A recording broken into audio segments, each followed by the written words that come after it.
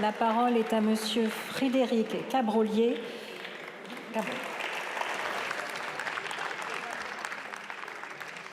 Madame la Présidente, mes chers collègues, ma question s'adresse à Monsieur le ministre de l'Intérieur. Ce samedi, des incidents graves se sont produits dans le Tarn lors de la manifestation contre l'autoroute A69 Castres-Toulouse. Plusieurs centaines d'individus radicaux cagoulés et casqués ne se sont pas contentés de dégrader deux entreprises du BTP avec des camions brûlés. Ils s'en sont pris également aux sapeurs-pompiers qui intervenaient sur le lieu des incendies, à un vigile d'une des deux entreprises de BTP et aux forces de l'ordre avec des mortiers et des pierres.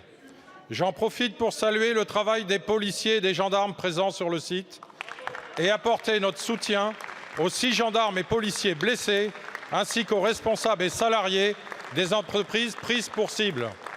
Des dispositifs de contrôle aux abords de la manifestation avaient heureusement permis aux forces de l'ordre de saisir des armes par destination, barres de fer, pioches, boules de pétanque, couteaux, masques à gaz, évitant certainement des faits encore plus graves.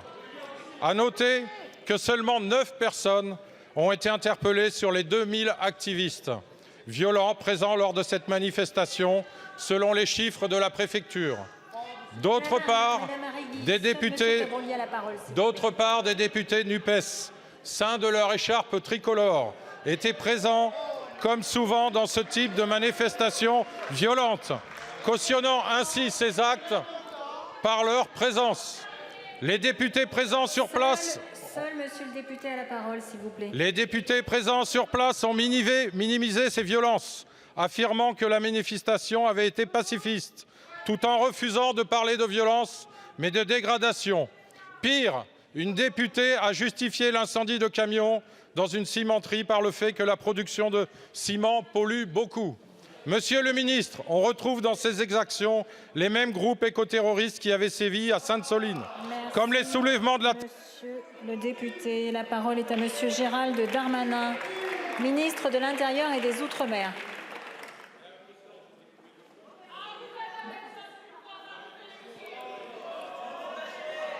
Monsieur le ministre a la parole. Merci Madame la Présidente, Mesdames et Messieurs les députés. Monsieur le député, après le ministre en charge des Transports, je veux moi aussi rendre en effet hommage aux policiers, aux gendarmes, aux sapeurs-pompiers et à Monsieur le préfet du Tarn qui a, je crois, très bien su répondre effectivement soit aux manifestations qui se sont déroulées en dehors de leurs déclarations, mais aussi lors des 5000 personnes manifestantes, aux 500 personnes particulièrement violentes. Cela avait été annoncé par le collectif des soulèvements de la Terre. Vous en avez fait référence. 12 personnes ont été interpellées. 4 camions ont été brûlés. Un bâtiment lui-même a été incendié. 20 drones... Monsieur le ministre a la parole, s'il vous plaît. 20 drones ont été utilisés par ceux qui voulaient en effet coordonner les actions de lancer de pierres, de lancer de cocktails contre les policiers et contre les gendarmes. Et surtout, un certain nombre de personnes violentes, une centaine, ont été violées le droit de propriété pour s'installer sans droit ni titre dans une ferme, celle de la Crémade, où ils voulaient installer, je cite, une ZAD. Vous aurez constaté, monsieur le député, que nous n'avons pas laissé installer une ZAD dans le territoire du Tarn, que nous avons, sur des consignes extrêmement claires pour les forces de l'ordre, su évacuer ces personnes, alors qu'en effet, les policiers et les gendarmes ont subi énormément de violences, lancer des pavés sur eux-mêmes, effectivement, dans des conditions de grande difficulté pour un maintien de l'ordre que l'on pourrait qualifier de rural. Aujourd'hui, 12 personnes ont été interpellées, certaines avec, vous l'avez raison, des armes importantes. Elles sont présentées évidemment au service du ministre de la Justice. Je veux dire par ailleurs... s'il vous plaît, seul monsieur le ministre a la parole. Je veux vous dire par ailleurs que...